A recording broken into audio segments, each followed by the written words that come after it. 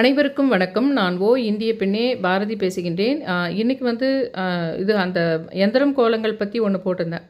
அதையும் வந்து நான் டெய்லியே ஒவ்வொரு எந்திரம் போட்டுட்டு இருக்க முடியாது. ஏன்னா நான் சொன்னது நீங்கள் இது பண்ணி எத்தனை பேர் அது வந்து உங்களுக்கு அந்த பிராப்தம் இருந்து போடுறீங்கன்றது அந்த எந்திரங்கள் உங்கள் வாழ்க்கையில் ரொம்ப இருக்கும். நான் ஹாலில் போட்டது இல்லாமல் இப்போ புதுசாக வந்து நம்ம தாம்பாளத்தில் வந்து விபூதியை பருத்திக்கிட்டு போடலாம் அப்படின்னு ஒரு இப்போ இந்த வாரத்தில் போட்டிருக்கேன். அது ஃபஸ்ட்டு பிள்ளையார்லேருந்து ஸ்டார்ட் பண்ணலான்னு சொல்லிட்டு பிள்ளையாருடைய கணபதி இதுவை போட்டிருக்கேன். அது ஏற்கனவே நான் ஒரு 6 மாதத்துக்கு முன்னாடி போட்டேன். அப்போ போட்டப்போ ஒரு நல்ல ஒரு ஆன்மீக ஒரு சூட்சுமமான ஒரு விஷயம் நடந்தது. அந்த பிள்ளையார் கும்பாபிஷேகம், எங்கள் வீட்டினுடைய அந்த கும்பாபிஷேகம், அந்த பிள்ளையாருடைய பத்திரிக்கை வந்து பறந்து வந்து அந்த இது பக்கத்தில் விழுந்ததுன்ற விஷயங்கள்லாம் நான் வீடியோவில் அப்புறம் கூட அந்த கோயிலுக்கு நான் போகும்போது என்ன விஷயங்கள் நடந்ததுன்றதெல்லாம் நான் போட்டிருந்தேன். அந்த எந்திரத்துங்களுக்கு அவ்வளோ பவர் இருக்குதுன்றதுக்கு தான் அந்த விஷயங்களை திரும்ப திரும்ப நான் சொல்கிறேன்.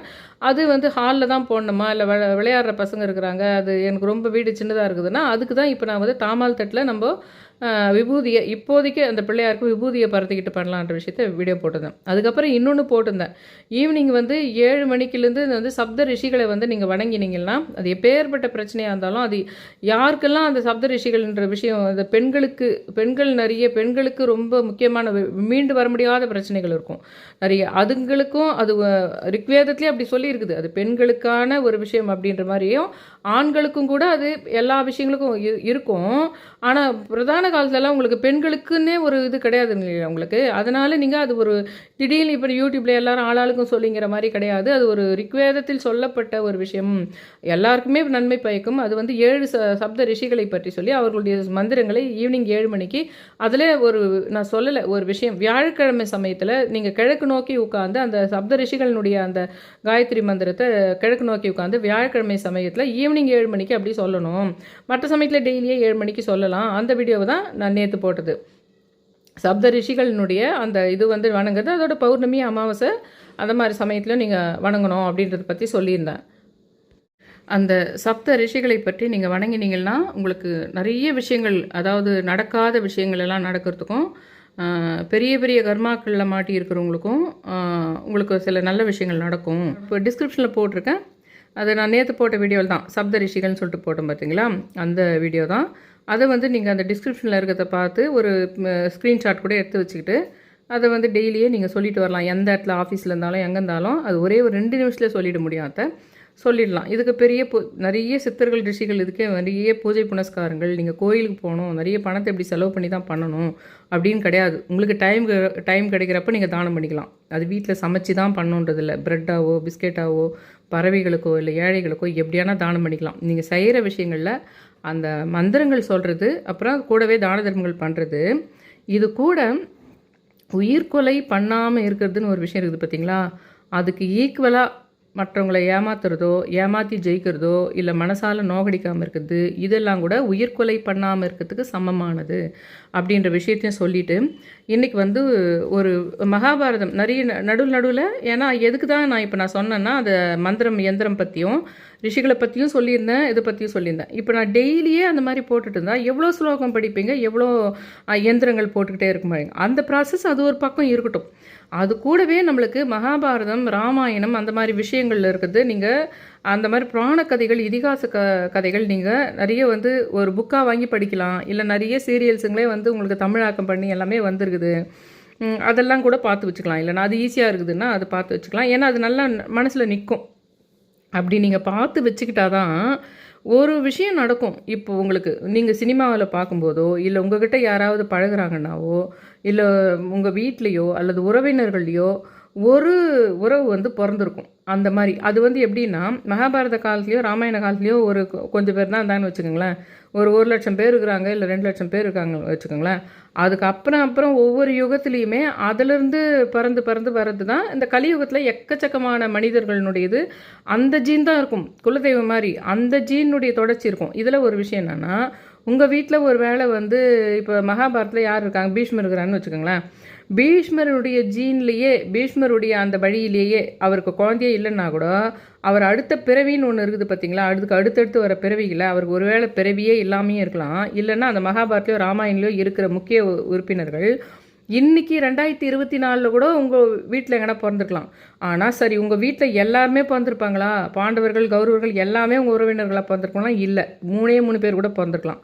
இல்லை யாரும் பிறக்காமல் கூட போயிருந்துருக்கலாம். அதில் நான் வந்து தொடர்ந்து இந்த மாதிரி விஷயங்களை பார்க்கறதுனால கண்டுபிடிச்சி வச்சுருக்கிற விஷயங்களில் நான் வந்து முருகனுடைய வழி வந்த ஒருத்தரையும் நான் மீட் பண்ணிட்டேன். அதே மாதிரி இவர் சாந்தனு இருக்கார் இல்லைங்களா, மகாபாரத்தில் சாந்தனு இருக்கிறார். அந்த சாந்தனு தேவலோகத்துலேருந்து வந்து பிறந்தார். தேவலோகத்தில் இருந்து இப்போ நான் சொல்ல போகிறேன் பார்த்தீங்களா, இன்றைக்கி ஒரு வீடியோ போட போகிறேன் பார்த்தீங்களா, அதில் ஒருத்தர் வந்து மகாபாரத்தில் பறக்க வைக்கிறாங்க ஒரு விஷயத்துக்காக. ஒரு ஒரு ஜென்மத்தில் நடந்திருக்கும், ஒரு திரேதா யுகத்துலையோ ஏதோ ஒரு யுகத்தில் ஒன்று நடந்துட்டுருக்கும். அதுக்காக நீ பூமியில் போய் மனுஷனாக போய் இதுவாகவோ இப்படி பிறக்கணும், அரச குடும்பத்தையோ இல்லை சாதாரண குடும்பத்தையோ பிறக்கணும்னு ஒன்று சொல்லிட்டு இருப்பாங்க அவங்க தேவலோகத்துலேயோ ஏதோ ஒரு இடத்துல. அந்த மாதிரி சொல்லும்போது வந்து பிறந்தவங்க அரச குடும்பத்துலேயும் இருப்பாங்க, நம்ம சாதாரண வீட்லேயும் இருப்பாங்க. அந்த மாதிரி உங்களுக்கு ஒரு வானுலகத்தில் தேவலோகத்திலிருந்து சொல்லப்பட்டு ஒரு இதுவாக அந்த சாந்தனு பார்த்தீங்களா மகாபாரத்தில், அவர் வந்து பூமியில் மனிதனாக பிறந்து அவர் தான் வந்து உங்களுக்கு வந்து இவராக சாந்தனு மகாராஜாவாக வரதா இருக்குது உங்களுக்கு. அப்போ அந்த தேவலோகத்தில் இருக்கும்போது அவருக்கு ஒரு பேர் இருக்குது இல்லைங்களா, அந்த தேவலோகத்தில் இருக்கும்போது ஒருத்தர் இருக்கார் இல்லைங்களா, அந்த ஜீனு, அதாவது நிறைய வீட்டில் கூட பிறப்பாங்க அவங்க, ஒரே ஒருத்தர் தான், ஒரு ஜீனாக இருக்காது, அது எக்கச்சக்க ஒரு கடவுளோ சித்தர்களோ நிறைய இடத்துல காட்சி கொடுப்பாங்கன்னு சொல்லுவாங்க பார்த்தீங்களா. அந்த மாதிரி அது இந்தியாவில் ஒரு இடத்துல, மறுபடியும் வேறு வேறு கண்ட்ரியில் ஒரு இடத்துல, இல்லை இந்தியாவிலேயே நிறைய ஸ்டேட்டில் எல்லாம் கூட அவங்க அத்தனை இதுவாக எடுத்துருக்கலாம், அத்தனை உருவங்களாக அவங்க ஒவ்வொரு சாதாரண குடிசையில் ஒருத்தரா, பெரிய ஒரு பணக்கார வீட்டில் ஒருத்தரா அவங்க அவதரிச்சிருப்பாங்க. ஏன்னா உலகம் ஃபுல்லாகவே உங்களுக்கு அந்த தொடர்ந்து நட்சத்திரங்கள் படி பறக்கிறதும் தொடர்ந்து அதே மாதிரி நீ எந்த இடத்துல பறக்கிறன்றதுக்கு மாதிரி உங்களுடைய வாழ்க்கை மாறதும். உங்கள் வீட்டில் வந்து ஒருத்தர் இருக்கிறாரு, அவர் வந்து மகாபாரத்தில் இருக்கிற இவர் மாதிரி பிறந்துட்டாருன்னு வச்சுக்கோங்க, பாண்டவர்கள் யாருன்னா பாண்டுவாக பிறந்துட்டாங்கன்னு வச்சுக்கோங்க. அந்த பாண்டு தமிழ்நாட்டில் வந்து அந்த ஜீன் வந்து இன்னைக்கு 2024 பிறக்கிறாருன்னா இந்த சுயதோஷண நிலை இந்த இடத்துல அந்த நட்சத்திரப்படி இங்கே பிறந்ததுக்கு அவருக்குன்னு சில வேறு போட்டி, வாழ்க்கையில் போட்டிங்க, அதை ஜெயிக்க வேண்டிய விஷயங்கள் அவருக்கு இருக்கும். அதே இன்னும் கொஞ்சம் அந்த பக்கம் மத்திய பிரதேஷ் பக்கமோ இல்லை டெல்லி பக்கமோ அந்த பக்கம் எங்கன்னா பிறந்துட்டாங்கன்னா அவங்களுக்கு சூழ்நிலை அப்போவும் அது வந்து ஆல்மோஸ்ட் உங்களுக்கு ஒரே மாதிரி மகாபாரத விஷயங்கள் மாதிரியோ இல்லை அந்த மாதிரி போட்டி பங்குதாரர்கள் அல்லது தொழில் விஷயத்தில் கொஞ்சம் அதே மாதிரி தான் வரும் எல்லாமே அவங்களுக்கு. ஆனால் இன்றைய காலகட்டத்துக்கு 2024க்கு ஏற்ற மாதிரியும் நீங்கள் எந்த இடத்துல சீதோஷ்ணத்தில் எந்த மண்ணில் பறக்குறீங்கன்ற மாதிரி சின்ன சின்ன வேரியேஷன் இருக்கும். இப்போ நான் இந்த மாதிரிலாம் சொல்லிட்டேனானா இனிமேல் கவனிக்க ஆரம்பிப்பீங்க. நீங்கள் இந்த மாதிரிலாம் நான் சொல்லிட்டேனா இதுக்கு சான்ஸே இல்லை அப்படின்னு மாதிரி இருக்கும். இத்தனை நாள் உங்களுக்கு அப்படியெல்லாம் ஒன்றும் நடக்காதுன்னு இருக்கும் உங்கள் மைண்டில். இப்போ நான் சொன்ன பின்னாடி அந்த வேலை நீங்கள் பார்த்தீங்களானா, ஆனால் கவனிக்கணும் நீங்கள், அது சினிமாவிலையா நான் கவனிக்கணும், இல்லை உங்கள் சுற்றி உறவுகளில் நான் கவனிக்கணும், இவங்க தான் இவங்களா இருக்கணும் அப்படின்னு கவனிக்கணுன்ற மாதிரி அந்த சாந்தனு நான் சொன்னேன் பார்த்தீங்களா, முருகனுடைய வழிவந்த ஜீன் இருக்கிறவங்கள ஒருத்தர் நான் சந்திச்சிட்டேன், அதை பாயிண்ட் அவுட் பண்ணிட்டேன், யாரெல்லாம் நான் மீட் பண்ணிட்டேன் அப்படின்ற மாதிரி தெரிஞ்சிச்சு. இன்னும் கூட என்னை சுற்றி இருக்கிறவங்கலாம் ஒரு இதுவாக இருக்கலாம், ஒரு கேரக்டர்ஸாக இருக்கலாம் அந்த யுகத்தில் பிறந்தவங்க, ஆனால் நான் கண்டுபிடிக்க தெரியாமல் இருக்கலாம். ஆனால் நான் கண்டுபிடிச்சிட்டது வந்து எதுனா முருகர் வழி வந்த ஒரு ஜீனில் ஒருத்தரையும் நான் சொல்கிறேன் பாருங்கள். மகாபாரத்தில் சாந்தனுடைய மேலுலகத்தில் நீ போயிட்டு இந்த மாதிரி சாந்தனுடைய இதுவாக பறந்து பூமியில் இப்படி இது ஆகணுன்ற மாதிரி ஒரு சின்ன சாபம் மாதிரி, ஒரு சாபம்னா நீ இது மாதிரி இது கொடுப்பாங்க, ஒரு வரம் மாதிரியோ இல்லை சாபம் மாதிரியோ ஒன்று கொடுப்பாங்க, அந்த இடத்துல போய் நீ பிறந்தாகணும்னு, அந்த மாதிரி மேலே ஒன்று கொடுத்துருப்பாங்க இல்லைங்களா. அந்த வழி வந்த ஒரு ஜீன் ஆளையும் நான் சந்திச்சிட்டேன். ஏன்னா எனக்கு ஏதோ ஒரு விஷயம் இருக்குது, அவங்கள நான் மீட் பண்ணும்போது என்னுடைய பாதி வயதுக்கு மேலேயோ அல்லது பெரிய வயதுக்கு மேலேயோ நான் வந்து அவங்கள மீட் பண்ணும்போது தான் என் வாழ்க்கையில் வேறு சில மாற்றங்கள் நடக்கணும் அப்படின்னு என் விதிப்படி இருந்திருக்கும். என்ன மாதிரியே நீங்கள் கூட கண்டுபிடிங்கன்றதுக்கு தான் நான் இதை சொல்ல போகிறேன். இதை முன்கூட்டியே சொல்லிட்டேன். இப்போ இந்த கதையில் ஒன்று சொல்ல போகிறேன் பாருங்கள். இந்த கதையில் அவர் போய் இவராக பிறக்கணும் அப்படின்னு ஒன்று நடக்கும் அங்கே. இதே மாதிரி தான் அந்த இவர் வந்து வானுலகத்தில் பிறந்த ஒருத்தர் வந்து சாந்தனுவா பிறக்கிற ஒரு விஷயம் வந்து அவர் அந்த சாந்தனுன்றவர் எத்தனையோ இடத்துல அதுக்கப்புறமா மகாபாரத காலத்துக்கு அப்புறம் வந்த பல யுகங்களில் எத்தனையோ ஊரில் எத்தனையோ கண்ட்ரியில் பிறந்திருக்கலாம் அவங்க. ஆனால் அதே மாதிரி மகாபாரத பேட்டர்ன்லேயே இருக்கணுமானா இல்லை, ஆனால் அதனுடைய சாராம்சம் இருந்திருக்கும். 25% ஏன்னா 30% அதே சாராம்சத்தில் தான் அவங்களுடைய வாழ்க்கை சூழ்நிலைகள் இருக்கும்ன்றது நான் சொன்ன இந்த ஒரு பயங்கர சூப்பரான ஒரு அமானுஷ்யமான ஒரு ரகசியமான ஒரு உன்னதமான ஒரு விஷயத்தை ஞாபகம் வச்சுக்கிட்டு இந்த பேட்டர்னில் நான் போடுவேன். மகாபாரதம், ராமாயணம், அப்படின்னு அப்பப்போ ஒரு 10 நாளைக்கு ஒரு முறை, ஒரு வாரத்துக்கு ஒரு முறை போடுவேன். அப்போ நான் எதுக்கு இதை சொல்ல வரேன்றது புரிஞ்சுங்க. ஆக்சுவலாக இன்றைக்கி நான் சொல்ல போகிறது வந்து இதில் நாகூர் ரூமி அப்படின்றவர் எழுதியிருக்காரு, மகாபாரத வாழ்வியல்னு சொல்லிட்டு ஒரு எழுதியிருக்காரு. இப்போ நான் சொல்கிற விஷயத்துக்கு ஏற்ற மாதிரி இதில் மகாபாரதம் மாதிரியோ ராமாயணம் மாதிரியோன்றதுக்கு ஒரு இந்த 2024 அது நம்ம கண்டுபிடிக்க தெரியணுன்றதுக்கு எக்ஸாம்பிளுக்காக தான் அவர் எழுதுனதை நான் சொல்ல போகிறேன். இதில் அவர் எழுதின அந்த புக்கில் சின்ன தவறு பெரிய தண்டனை அப்படின்னு ஒரு பார்ட் இருக்குது. அதில் என்னன்னா ஒரு விஷயத்தை விளக்கிட்டு அதுக்கப்புறமா லாஸ்ட்டாக தான் சொல்லியிருக்காரு மகாபாரதத்தில் அது யாருன்றது சொல்லியிருக்காரு. அதை அப்படியே நான் சொல்கிறேன். இது ரொம்ப முக்கியமாக கவனிச்சிக்கிட்டிங்கன்னா முதல்ல நான் சொன்ன விஷயம் உங்களுக்கு ரொம்ப ஈஸியாக இருக்கும்ன்றதுனால. தராசை கையில் வைத்திருக்கும் நீதி தேவதையினுடைய கண்கள் கட்டப்பட்டிருக்கும். ஆனால் இப்போ அழுத்திருக்காங்க.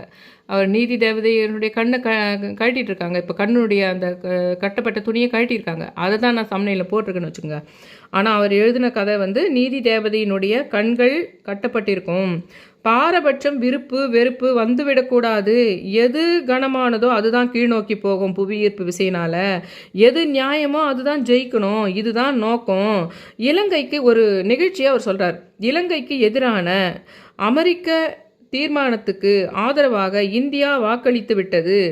ஆனாலும் 1000 ஆண்டுகால நட்பை முறிக்க முடியாது என்று கூறியிருந்தது. வழக்கம் போல சொதப்பல் ஆனதுனால நீதி நியாயம் தர்மம்னு வரும்போது சொதப்பல் இருக்கக்கூடாது. இந்திய அரசு சொதப்பினாலும் இந்திய பாரம்பரியம் அப்படி செய்யலை. அதுதான் தேவனினுடைய கதை அப்படின்னு சொல்லிட்டு சொல்லார். அதில் மாண்டவ்யர் அப்படின்னு ஒரு முனிவர் இருக்கிறார். அவர் வந்து காட்டில் தனியாக ஆசிரமம் அமைச்சு தவம் செஞ்சிட்ருக்காரு. வேதங்களையும் சாஸ்திரங்களையும் ஆழ்ந்து படித்து தெரிஞ்சவர். ஒரு நாள் அவர் நிஷ்டையில் இருந்தபோது அவர் குடிலின் பக்கமாக சில திருடர்கள் வந்து விடுகிறார்கள். அரண்மனையில் திருடிய பொருட்களுடன் அவர்களை துரத்தி கொண்டு அரண்மனை காவலர்களும் வந்து கொண்டிருந்தனர். எனவே ஒதுங்குவதற்கும் ஒளிந்து கொள்வதற்கும் தகுந்த இடம் தேடி திருடர்கள் வந்தனர். மாண்டவ்யரின் குடில் அவர்களுக்கு வசதியாக போனது. மாண்டவ்யரும் ஏதுமறியாத நிஷ்டையில் இருந்தார். அவருடைய குடிலுக்குள் சென்று திருடி பொருள்களையெல்லாம் வைத்துவிட்டு திருடர்களும் ஒளிந்து கொண்டனர். அங்கு வந்த அரண்மனை காவலாளர்கள் முனிவர் நிஷ்டையில் இருப்பதை அறியாமல் அவரிடம் திருடர்களை பற்றி விசாரிக்கிறார். காவலர் வந்து தலைவன் கேட்ட எந்த கேள்விக்குமே வந்து மாண்டவியர் பதில் சொல்லலை. காரணம் என்னன்னா, அவர் கேட்டது அவர் மூளைக்குள் போய் சேரவே இல்லை. இவங்க கேட்ட கொஸ்டினை அவர் கவனிக்கவே இல்லை. அவர் வேறு ஒரு உலகத்தில், ஒரு தியான உலகத்தில் அவர் இருக்கின்றார். அதற்குள் சில காவலாளிகள் குடிலுக்குள் சென்று பார்த்து திருடர்களும் பொருட்களும் இருக்கத்தை கண்டுபிடிச்சிடுறாங்க. காவலர்கள் தலைவனுடன் மாண்டவர்கிட்ட போயிட்டு கடுமையாக கோபம் வந்து, ஓஹோ நீ தான் திருடனுக்கெல்லாம் தலைவனோ, அதனால் தான் எல்லாவற்றையும் திருடி ஒழித்து வைத்து விட்டு ஒன்று சொல்லாமல் கேட்பதற்கு பதிலும் சொல்லாமல் அமைதியாக இருக்கின்றாயோ என்று அதை அப்படின்னு கேட்டு அந்த கற்பனை ஒரு உண்மையானது என்று நம்பி இவங்க நினச்சிக்கிட்டு இஷ்டத்துக்கு ஒரு அசம்ஷன் பண்ணிக்கிட்டு, இது நம்ம நிறைய விஷயங்களும் இதில் நான் சொல்லலாம். ஒருத்தர் தானாகவே இவங்கள தான் தப்பாக இருக்கும் அப்படின்னு நினச்சிக்கிட்டு கற்பனை பண்ணிக்கிறதோடு இல்லாமல் அதை நிஜம் போலவே நம்ப ஆரம்பித்து விடும். அப்புறம் தன் மனசே தனக்கு உண்மையிலேயே கண்ணில் பார்த்தது போன்றவே ஒரு காட்சி தோன்றும். நிறைய இப்படியும் வந்து சமுதாயத்தில் நிறைய செய்யவே செய்யாத தப்புக்கு செய்யாதவர்கள் வந்து நிறைய தண்டனை அனுபவதற்கு காரணமாக இருக்குதுன்னு சொல்லலாம். அந்த மாதிரி அந்த கற்பனை உண்மையானது என்று நம்பி அரசனிடம் போயிட்டும் சொல்கிறாங்க. அரசங்கிட்டையும் போய் சொல்லிடுறாங்க. அவசர குடிக்காக போய் சொல்கிறாங்க. இந்த அரசனுக்கும் அவங்க தான் சொல்கிறாங்கன்னா கூட அரசனும் என்ன பண்ணுறாங்க, அதை தீர விசாரிக்காமல் உடனே மாண்டவியரை கழுவேற்றி கொல்லுமாறு உத்தரவிடுகின்றார். கழுவில் ஏற்றுவது என்றால் என்னவென்று தெரியுமா? மிக கொடுமையான தண்டனை அது. குதவாய்க்குள் ஈட்டியை குத்தி உயரமாக செங்குத்தாக ஒரு மனிதனை நிறுத்தி வைப்பார்கள். அந்த வேதனையிலேயே துடித்து அவன் செத்து விடுவான். சமணர்கள் இப்படிதான் கழுவேற்றப்பட்டதாக வரலாறு கூறுகின்றது. மாண்டவ்யரையும் அப்படிதான் செய்தார்கள். ஆனால் தவத்திலும் தியானத்திலும் இருந்த அவருக்கு தன் உடலை பற்றிய ஒரு பிரஜையே இல்லை. ஏன்னா அவர் தியானத்தில் இருக்கிறாரு. அவர் ஒரு முனிவர். அவர் விஷயம் தெரியாமல் அவர் தான் இதுக்கு வந்து பெசாம வந்ததுனாலேயே அவர் தான் அந்த கூட்டத்துக்கே தலைவன் வந்தவங்க தப்பாக நினச்சிக்கிறாங்க. போதாத குறைக்க அந்த தப்பாக நினச்சிக்கத்தோடு இல்லாமல் போய் அரசர்கிட்டையும் சொல்லிடுறாங்க. அந்த மாதிரி எதுவுமே பெசாமல் இருந்ததால் அந்த வேதனை. ஆனால் என்ன ஆகுதுன்னா அவரை வந்து கழுவும் ஏற்றிடுறாங்க. அரசர் சொல்லி கழுவையும் ஏற்றிடுறாங்க. அப்படி இருக்கும்போது அந்த வேதனை எதையுமே அவர் உணரவில்லை, அவருக்கு எதுவுமே தெரியவில்லை, அவருடைய உயிர் போகவில்லை. ஆனால் அவர் செய்து கொண்டிருந்த அந்த தவத்துக்கான நன்றி தான் நம்ம சொல்லணும். ஏன்னா அந்த தவம் அதுக்கு காரணமாக இருந்திருக்கலாம். காட்டு வாக்கில் விஷயம் கேள்விப்பட்டு மற்ற முனிவர்கள் அங்கே சேர்றாங்க. அந்த மாண்டவியருக்கு உணர்வு திரும்பிய போது அவர் பட்ட வேதனை சொல்ல முடியாதது. ஆனால் அவருக்கு அது ரொம்பலாம் அவர் கஷ்டப்படலை. அவர் உயிர் போகிற அளவுக்கு அவருக்கு கஷ்டப்படலை.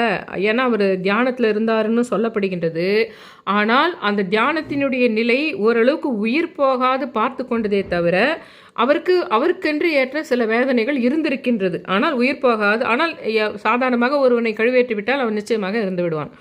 அந்த மாதிரி அந்த தியானத்தினுடைய அந்த பவர்னுடைய விளைவு அந்த அளவுக்கு இருந்தது. ஆனாலும் அவர் அந்த வேதனை சொல்ல முடியாதது அப்படின்னு சொல்லிட்டு கழுவேற்றி விட்டவர்கள் திருடர் கிடையாது, ஒரு தவமுனிவர், அவர் இன்னும் சாகலை என்றதை கேள்விப்பட்ட அரசன் உடனே அங்கு அவரை கீழே இறக்கச் செய்து அவர் காலில் விழுந்து மன்னிப்பு கேட்டார்.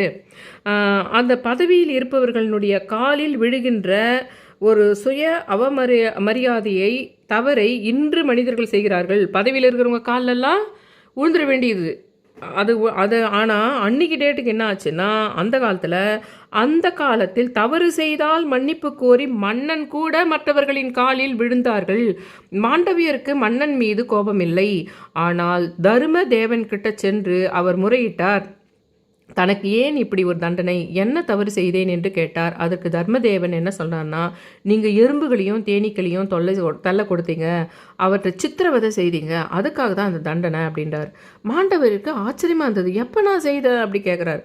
குழந்தையாக இருந்தபோது என்று பதில் வருகின்றது. என்ன செய்கிறோம் என்று அறியாத வயதில் ஒரு குழந்தை செய்த தவறுக்காக வளர்ந்த பிறகு கழுவேற்றி குதவதை செய்வதா? எல்லா மனிதர்களும் இப்படி தண்டனை இருக்குமானால் இன அழிப்பு செய்தவருக்கு என்ன தண்டனை கிடைக்கும்? அதிகாரத்தில் இருப்பவர்கள், அதாவது ஒரு காரணம் காமிச்சது. இதில் இன்னும் கூட டெப்த்து பேசலாங்க 1 மணி நேரம். சில பேர் அவங்க சொல்கிற மாதிரி தான், நீதி தேவை தர்ம தேவனே சொல்கிற பதில் என்னன்னா, நீ குழந்தைய அந்த செய்தல அதுக்கு தான் அப்படின்றது.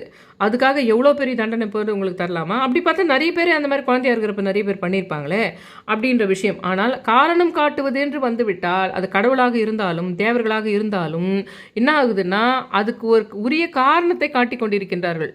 ஆனால் இதெல்லாம் யார் பார்க்க போகிறாங்க? இதெல்லாம் என்ன கடவுள் என்ன பண்ணிட்டு போகிறாரு? நான் கரெக்டாக நீதித்துறையில் வாதாடிடுறேன், உன் பக்கம் தான் தப்பு இருக்குதுன்னு நான் வாதாடுறேன், தொடர்ந்து என் பக்கம் தான் நியாயம் இருக்குதுன்னு சொல்லிக்கிட்டே இருக்கிறேன் அப்படின்ற கதை தான். இதை நான் சின்ன வயசில் நீ குழந்தைய இது பண்ணலை அப்படி சொல்கிறது கூட அந்த மாதிரி இருக்குது. அந்த மாதிரி அதிகாரத்தில் இருப்பவர்கள் யோசிப்பாங்களா இந்த மாதிரி பண்ணவங்கன்னா? அப்போ இனத்தையே அழிக்கிற கதை மாதிரி அதுவே பாவமச்சே அப்படின்ற மாதிரி அவங்க நினைக்கிறாரு. கடுப்பாகி போன மாண்டவியர், இப்படி ஒரு கடும் தண்டனையை எனக்கு கொடுத்த நீ மானிடனாய் பிறக்கணும் அப்படின்னு அந்த இது கொடுத்தவனுக்கு, அந்த மாதிரி அந்த பனிஷ்மெண்ட்டை கொடுத்தவங்களுக்கு தர்ம தேவனுக்கே சாபம் கொடுக்குறார். யாருக்கு? அந்த அரசனுக்கு இல்லை, தர்ம தேவனுக்கு சாபம் கொடுக்குறாரு மாண்டவியர். ஏன்னா அவர் ஒரு ரிஷி மாதிரி முனிவர் மாதிரி, ஆனாலும் தர்மதேவன் என்றது அதற்கும் மேற்பட்ட கடவுள் ரூபமாக இருந்தாலும் நீ சம்பந்தம் இல்லாத ஒரு குழந்தைய வயசில் இருக்கிறப்போ தேனீக்களும் இதுங்களுக்கும் பண்ணன்றதுக்கு இவ்வளோ பெரிய தண்டனை கொடுப்பியா? அப்போ நீ இந்த மாதிரி போய் பிறந்துரு பூமியில் அப்படின்னு ஒரு இது கொடுக்குறாரு. அந்த மானிடனாய் பிறக்க வேண்டும் அப்படின்னு தர்ம தேவனுக்கே சாபம் கொடுக்குறார். அந்த சாபத்தின் விளைவாக மனிதனாக விசித்திர வீரியன் மனைவி அம்பாலிகையினுடைய வேலைக்காரியின் மகனாக பிறந்தவன் தான் விதுரன். இதில் அவருக்கு வாழ்க்கை ஃபுல்லாக அவங்க வேலைக்காரிக்கும் அவருக்கும் பிறந்தவன்னு ஒன்று இருக்கும். அந்த மகாபாரதத்தில் ரொம்ப நாலேஜ் இருக்கிறவர் தான் அவர் விதுரர். ஆனாலும் அவர் அவர் போரில் தலையிட்டார்னா அவர் பக்கம் தான் ஜெயிக்கும்னு சொல்லிட்டு கிருஷ்ணரே அவர்கிட்ட போயிட்டு என்ன பண்ணிட்டாருன்னா, போரில் தலையிடாத மாதிரி பண்ணிக்கிட்டார் விதுரரை. ஏன்னா கிருஷ்ணருக்கு ஈக்குவல் இது உண்டு, அவருக்கு நாலேஜ் ஞானம் உண்டு அவருக்கு. ஆனால் அவர் ஒரு வேலைக்காரிக்கு பிறந்துட்டாரு அப்படின்றதுனால உங்களுக்கு அந்த இது விசித்திர வீரியனேன்றதே ஒரு பனிஷ்மெண்ட் மாதிரி மகாபாரதத்துக்கு உங்களுக்கு. அதனால தான் மகாபாரத கதையே இருக்குதுன்னு வச்சுக்கலாம். அதில் விசித்திர வீரனுக்கு மனைவியாக இருந்தவங்க அந்த அம்பாலிகை. அந்த அம்பாலிகையினுடைய வேலைக்காரிக்கு பிறந்தவங்க தான். ஆனால் வாழ்க்கை ஃபுல்லாக ஒரு அசிங்கப்பட்டிருப்பார், இது பண்ணியிருப்பார். ஆனாலும் அவருக்கு ஞானம் இருந்தது, சபையில் எல்லாமே வச்சுன்னு இருந்திருப்பாங்க. ஆனால் இவர் அந்த கழுவேற்றினதுக்கு சம்பந்தம் இல்லாத கழுவேற்றினதுக்கு அவர் அப்போது தேவலோகத்தில் கொடுத்த அந்த ஒரு முன்னாடி வந்து எல்லாமே தேவலோகமாக இருந்திருக்கும். ஏதாவது ஒரு யுகம், திரேதா யுகம், அந்த மாதிரி யுகத்தில் இந்த உலகமே பூமி அதுவே கூட உங்களுக்கு தேவலோகம் மாதிரி இருந்திருக்கலாம் உங்களுக்கு. அது தேவலோகனாவே நம்ம வானத்தில் இருக்கிற மாதிரி நம்ம நினச்சிக்கிறோம். அந்த மாதிரி ஒரு இது கொடுத்து தான் உங்களுக்கு அது வருது. அந்த மாதிரி திருதராஷ்டிரனுடைய அவையில் பிரதான ஆலோசகராக தான் பீஷ்மரால் விதுரர் வந்து இளம் வயதிலேயே நியமிக்கப்பட்டவர். ஆனால் போருக்கு காரணமாக அமைந்த தாய விளையாட்டை திருதராஷ்டிரன் அனுமதித்த போது அவன் காலில் விழுந்து அந்த தாயம் மட்டும் வேணான்னு ரொம்ப வாதிட்டது விதுரன் தான். யுத்தம் வரும், உன் மக்கள்கிட்டே பிளவு வரும் என்று எடுத்து கூறியவர் விதுரர். அதுக்கப்புறம் கிருஷ்ணர் போனாரு. அதுக்கப்புறம் 2 பேருக்கும் போர் வேணான்னு சமாதானப்படுத்துறதுக்கு முதல்ல தாய விளையாட்டப்பவே அது வேணான்னு சொல்லிட்டு பின்னாடி வர்றது முன்னாடி தெரியும். அவர் தான் விதுரர் தான் வந்து இவங்களுக்கு போயிட்டு அந்த கந்தக கோட்டையை எரிக்கிறதுக்கு போகும்போது இவர் தான் ஒரு சின்னதாக ஒரு சமிஞ்சை மாதிரி புரிஞ்சிக்கிறதுக்கு ஒன்று பஞ்சு, எலி இதெல்லாம் வச்சு அனுப்புகிறாரு. அதை பார்த்தா புரிஞ்சுக்குவாங்க நம்ம பசங்க அப்படின்னு சொல்லிட்டு அனுப்புகிறாரு. அந்த அளவுக்கு பயங்கர நாலேஜ் இருக்கிறவர் பிறந்தார். ஆனாலும் ஒரு வேலைக்காரி பையனாக பிறக்கிற மாதிரி இவருடைய இது இருக்குது. அந்த மாதிரி வந்து இவர் தான் அந்த மாண்டவியர் தான் என்ன பண்ணுறாரு, அந்த மாதிரி ஒரு சாபம் கொடுத்து இந்த மக்கள்கிட்டயே பிளவு வரும்னு சொல்லி கூட அவர் பேச்சு எடுக்கல. நல்லது சொன்னால் யார் தான் கேட்குறாங்க அப்படின்னு அவர் அந்த பார்ட்டு இவர் நான் சொல்கிறேன் இல்லைங்களா, நாகூர் ரூமின்றவர் இந்த ஒரு குட்டி பார்ட் வரைக்கும் அதோடு நிறுத்திக்கிட்டாரு, அதோடு முடிச்சிட்டாரு. ஆனால் நான் உங்களுக்கு இன்றைக்கி சொல்ல வர்றது என்னென்னா, இந்த மாதிரி வந்து ஒரு அளவுக்கு மீறியான தண்டனைகள் சம்மந்தப்படாத கொடுக்கப்படும்பொழுது அதுக்கு ஏற்ற மாதிரி இப்போவே இந்த ஜென்மத்திலே முடியறதுக்கு முன்னாடி அடுத்த ஜென்மத்தில் அவங்களுக்கு தண்டனைலாம் இல்லை. அதுக்கு ஏற்ற மாதிரி ஒரு விஷயம் கலியுகம்ன்றது வந்து கொஞ்சம் ஃபாஸ்ட்டாகவே நடக்கும். தண்டனைகள் இதுங்கெல்லாம் வந்து லேட் ஆகாது. சிலதெல்லாம் அடுத்த ஜென்மத்தில் தான் நீ பிறக்கணும் அதெல்லாம் சொல்லுவாங்க. இப்போ வந்து தண்டனைகள் அதெல்லாம் கிடைக்கிற மாதிரி கிடைக்கும். ஆனாலும் நமக்கு செய்யாத தப்புக்கு தண்டனை படுறதுன்றது ஏதோ ஒரு காரணத்தினால நடந்திருக்கும். அது ஏதோ ஒரு காரணத்தால் அந்த நட்சத்திரங்களுடைய இதனாலையும் எப்பவுமே நீங்கள் இனிமேல்ட்டு ஒன்று நினச்சிக்காதீங்க. நம்ம எந்த ஒரு பெரிய அநியாயம் வந்தாலும் நம்ம ஏதோ ஒரு ஜென்மத்தில் ஏதோ இந்த அளவுக்கு மகா பெரிய பாவம் பண்ணியிருக்கிறோம் அப்படின்ற நினப்பு உங்களுக்கு வேணாம் அப்படின்றதுக்காகவே நான் இந்த மாதிரி வீடியோக்களை நான் போடுறேன். அதெல்லாம் நடக்காம கூட இருக்கலாம்.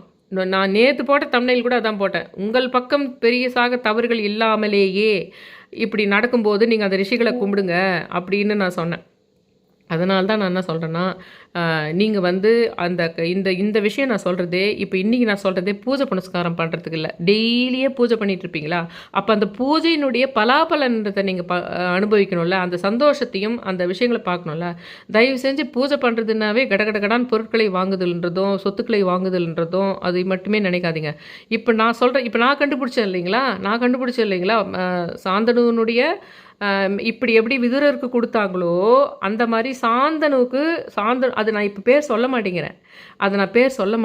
ஏன் சொல்ல மாட்டேங்கிறேன்னா, நான் சொன்னேன்னா என்னுடைய ஆப்போசிட் பார்ட்டிங்க இல்லைன்னா இந்த வீடியோ பார்த்துட்டுருக்கிறவங்க வந்து அவரா அப்படின்னு தெரிஞ்சுக்குவாங்க. இப்போ நான் அதில் சாந்தனுக்கு ஒன்றும் கிடையாது. இப்போ நான் சகுனி சொன்னால் கூட பரவாயில்ல உங்களுக்கு. இல்லை, சாந்தனுவனுடைய மேல் வானுலகத்து இது உங்களுக்கு வானுலகத்திலிருந்து வந்தவங்க அவங்க. அதாவது இப்படி எப்படி விதுரருக்கு சொல்லப்பட்டதோ அதே மாதிரி ஏதோ ஒரு யுகத்தில் சொல்லி இதே மாதிரி தான் விதுரருக்கு சொன்ன மாதிரியே சொல்லி தான் அதனால் நீங்கள் அங்கே பிறந்து ஒரு பெரிய வந்து உங்களுக்கு அஸ்தினாபுரத்தில் இதுலன்னு ஒன்று இருக்கணும், அஸ்தினாபுர சாம்ராஜ்யம்னு ஒன்று இருக்கணும், அதில் நீ சாந்தனுவாக போகணும்.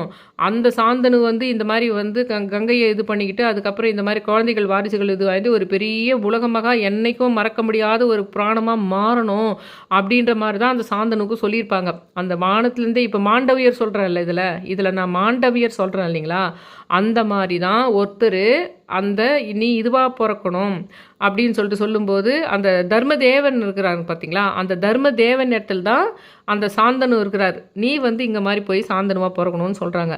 அந்த மாதிரி ஒரு பர்சனை நான் வந்து என்ன பண்ணுறேன்னா இந்த 2024 இது அவர் சாந்தனு அப்படின்னு புரிஞ்சுக்கிறேன். ஆனால் எல்லா மகாபாரத்தில் இருக்கிற எல்லா கேரக்டருமே என் கூட என் நண்பராகவோ இல்லை வியூவர் ஃப்ரெண்டாகவோ அல்லது எனக்கு ஆஃபீஸில் ஃப்ரெண்டாகவோ அல்லது உறவினர்களாகவோ இருக்கிறாங்கன்னா இல்லை.